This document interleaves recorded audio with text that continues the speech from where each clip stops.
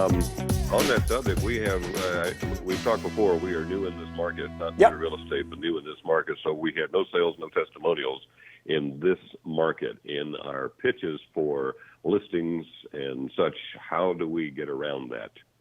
It is not an issue. See, the purpose of the testimonial is simply to establish from a third party your credibility and your expertise. It's the same thing as we talked about a little while ago. In other words, if you can sell a house in Kentucky, then you can sell a house in California. Then you can sell a house here in Washington, D.C. They can sell a house in Canada. It doesn't matter. The principles are the same. The mechanics are slightly different. The paperwork is slightly different. And maybe a couple of laws and rules are different. But the principle is the same. You know how to price the property well. You know how to market it well. People can trust you because you're an expert in your field. Whether you do it in Ontario, whether you do it in Ottawa, in anywhere, it doesn't matter. So don't get stuck on it too much. As your business progresses, it's good to have local testimonials, absolutely. But most people only need a reassurance that you guys are the right choice. So do the best you can with what you have. If you have testimonials from another part of the country, it still demonstrates that you know how to get the job done. Is it possible somebody's going to raise that question and say, well, hold on a second, you sold houses over there, what about over here? And you'll address it, and you'll explain to them the principle is the same. If you know how to market a home, if you know how to get the good buyer for it quickly and get it sold, doesn't matter where you are. Yeah? Well, that's true. We have that occasionally in this market. It's a small town, 80,000 people, and if they don't personally know you or they have the impression that you haven't been here since God was a baby, they want to work with you. And that is possible. Smaller communities will be like that, yeah. Yeah, So, it very much gets that way. So that means your marketing and your general approach is to build relationship with the community quickly. And you can do that. You know, you can get involved with pizza for firefighters and Thanksgiving giveaways and just get to know your neighbors, get to know people around you. It really is a matter of establishing connection and relationship with people around you. That's the secret. Okay. In establishing yourself. Go ahead. Well, is it a legitimate time? We work with one of the oldest real estate firms in town, and is it okay to say our company does such and such? Our company has been here. Our company sold so many homes, and basically tie our credibility back to the company. Yes, absolutely yes. That's definitely a good strategy, especially at the beginning. What you're going to find out later, that the company is almost insignificant, that it makes almost no impact on how much business you're going to do. Because I have agents who are solo agents, solopreneurs, maybe with an assistant or two and a couple of buyer's agents, but their own company, with no other agents working on their own, crushing it. And I'm sure you have plenty of agents who work for a very reputable company, very well-known national company, and who are struggling. Because at the end, people list with you, people do business with you because they like you, they trust you, they respect you, and they want help from you. Whether you work for a big, large, well-established firm or not, it can help, especially if you position it within your presentation and your marketing, but it's not going to have a huge impact at all. But in your case, I would use it. Definitely use it to your advantage being new to the area. Say, look, we work for one of the most reputable, well-established companies who've been helping clients for, I don't know, 50 years, 60 years, whatever the number is. But they still need to like you. Okay. You still need to connect with the seller, you as a person. Sure. You know? It's going to come down to that. Okay. And along those lines, I think we talked before as a team, we have considered a team approach scenario where we both go on a listing presentation with each of us kind of playing one off on the other, playing a role. We do the complete presentation, but two different people doing it. You think that's a good idea? Good question, George. I don't think so. I don't think so. I don't think there is much advantage to it at all. At the beginning, maybe, especially if you need to get in the groove of things, where you need the second person to kind of feed and bounce each other off, bounce ideas and tag team the client, it may help, but I think it is not a good investment on your time. I think being a team, husband and wife team like you guys are, right? It's your wife that's part of the team, correct? Yeah, that's correct. Yeah. You can do much better by splitting forces and focusing and building on your strengths. Because I'm sure there is a dynamic where you may be better at certain things, and then your wife is good at certain things, and I would build on those. And that way you merge those abilities into a very powerful, coherent team. And I would still add some people to it. I would add a good transaction and administrative coordinator, good assistant, and a buyer's agent. Those would be the 2 people. Okay. On a buyer's agent, is that someone we have a contractual relationship with, or could we just say in our company we pass those around to select agents and say, hey, give us a referral, work with this person? What's the best way to include them in a team, although it may not be the same buyer's agent every time we come up on that situation? The way I did it is I developed a relationship in my office with an agent. She was fantastic with buyers. She was older. She had kind of that motherly approach. She was very patient. She knew the market well. She wouldn't mind driving around on weekends. All the qualities of a good buyer's agent. She was diligent, and people liked her. She was a likable person. So I developed a relationship with her, and I fed all my leads to her for a referral. And that was the only person I trusted. And what we would do, we would have a spreadsheet and we would track so I could see what's going on with each lead, where they are. These were only qualified leads. We would get my lender pre-qualified. I would screen them first so I wouldn't feed her shit. I wouldn't feed her junk.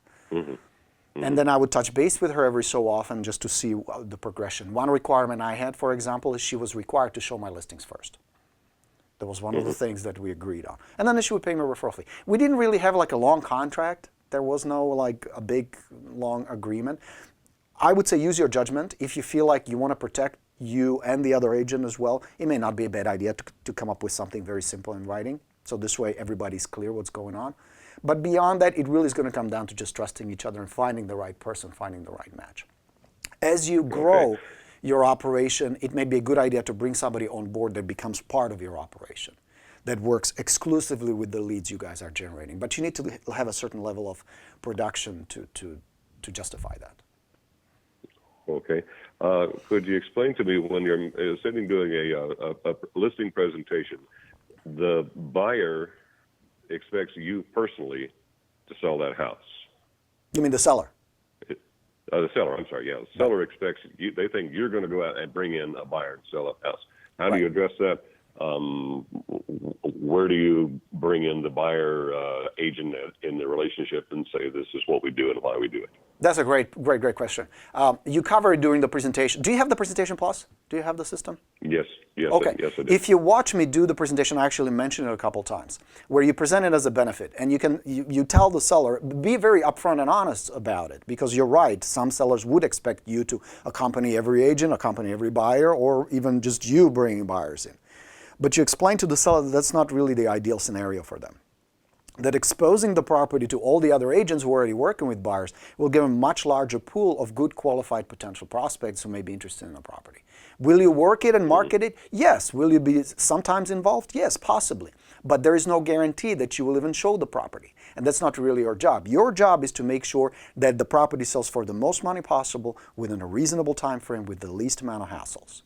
And many times the best way to do that is there are buyers out there who are working with agents already. So let's lock in those as well. Let's bring those in as well. Because at the end, Mr. Seller, you don't really care who's going to buy it or who represents the buyer, whether it's me or another agent. What really matters is how much they're going to pay, are they qualified, can we get this deal closed?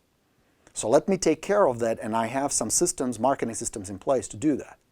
So there's a possibility I may never show the property, and that's okay. Nothing is broken. That's okay. It's part of the process. But we do need showing, so I will get the best buyers first, whether through my systems and my channels or other agents, we'll see. So you manage those expectations from the very beginning. Okay. All of that you do, George, everything you do is as a benefit to the seller, which really it is. Because if you try to bogart that listing and just sell it on your own, you shrunk the pool of good potential buyers. So you just explain to them it's to your benefit. Make sense? Don't do it. Yes, it does. All right. Appreciate that. The biggest problem we're working around right now is impatience for success. Yeah. We have been, fully licensed in marketing here for about 2 months, and it's been snowing for 2 months, which, as you say, may or may not be an excuse, but it is. And we've done a couple of different scenarios. We have just switched over and started doing the FSBOs the way you recommend, with contacting them and then following up with phone calls, and got one response from 5 contacts yesterday, which I guess is okay, pretty good ratio. That's not bad. 1 in 5 is not bad. Yeah, depending on how it goes. But she mentioned that she has some sort of limited representation. I think she is on Craigslist, but at the same time is hooked up with one of the, the discount brokers that apparently has it in hiding in MLS somewhere. I haven't been able to find it in ours. So my question is, in pitching her for her business, if she's already listed, per our code of ethics, I can't really go after the business until she's not listed. That is correct. You can never solicit actively other people's listings, yeah. But that doesn't mean you cannot maintain a relationship with her, And then when the listing does expire, because at least my experience has been with these discount brokers, and God knows there are plenty of them around, most of the listings don't sell. That's just a reality. If it was such a great, profitable business model for the sellers, those companies would have taken over a long time ago, but they don't. Here's how you can look at it. There's a room for Walmart, and there's a room for Nordstrom's. Walmart is a low-end, mass discount shop. And a lot of people like that. They shop for price. The quality and service, not that important. Some people, I prefer Nordstrom. Personally, the clothes I get usually from Nordstrom, not because I'm a snob, I'm not, but I just like their service. Yes, they're more expensive, but I like the selection. I like the way the store is organized. So I'm a Nordstrom shopper. There's room for everybody. There's room for discount brokers, and there is room for people who are willing to pay the premium to get the service. The fact that most of the discount brokers cannot get all those listings sold tells you that the business model is not that great. And at the end, the seller loses, because now they have to start the whole thing over again. But some people need to go through the experience to really see the reality of it. So you made a contact, great. Now you can prospect further. You cannot do anything actively to solicit that listing. You don't want to get in trouble. But once it expires, you already have a connection. You already have something established, so you can pick up from there and help her from there. And if it does sell with the broker, so what? Next. And if nothing else, take these first few weeks of warming up and getting the systems up to speed also as a time to practice and establish good habits of good communication, good marketing, systemized approach, good follow-up, all these things that you're putting in place. So use it. If the weather doesn't cooperate, it sometimes doesn't, utilize that time well to really set things up so when the conditions get a little better, you hit the ground running. You're up and running. You know what I mean? I mean, you still do get business, do the best you can trying to get the business, but there is only so much you can do. Door knocking in 10 degree or whatever you guys have right now would not be the smartest thing, even though it'd be hardcore, you know? No, you need to bring a snowplow with you. There you go. You would do it like on a snowmobile. That would be kind of cool. Yeah, there you go. Or we could just snowshoe around the neighborhood and do it. Yeah, exactly. Oh, dude, I'll be on the sled. That'd be awesome. Yeah, that'd be cool. Talk about a differentiating marketing approach. Yeah. A horse-drawn sled running through a neighborhood. Oh, with the jingle bells. Yeah. That would attract attention. That's a good idea. We'll look into that. So the question you ask yourself is, what's the best thing I can do right now? What is the most profitable, most productive thing I can be focused on right now? Whether it's developing your marketing or calling or emailing or practicing, role-playing, there's a whole bunch of other things you can be doing that will strengthen your business and grow it, even though you may not be able to go out and do the things you would normally do. So that's a good question to keep asking. Every morning, just get up and say, okay, what do I need to focus on? What are the 3 things, most profitable things I can accomplish today that will get me closer to my goals? And just focus on those. Okay. Está bien? Bien. We'll spend our time wisely. Good. Appreciate the time with you, and looking forward to boot camp starting up on the 1st of February. It's going to be good. This is going to be a different one. You're going to get the binder from us. It's going to be a lot of work. So it's good that you're setting things up in advance. That will help because you don't feel as overwhelmed. That's that general sense that people get is, holy shit, this is a lot of work.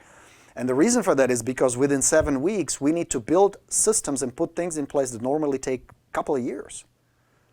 But you don't have a couple of years to fuck around. You want to get up and running. You want to start helping people, getting paid, getting leads, getting listings. So we need to kind of cram it and make it more intense. Absolutely. And that's our motivation for doing this, is to rebuild the retirement nest egg. It's not what it used to be. Yeah. And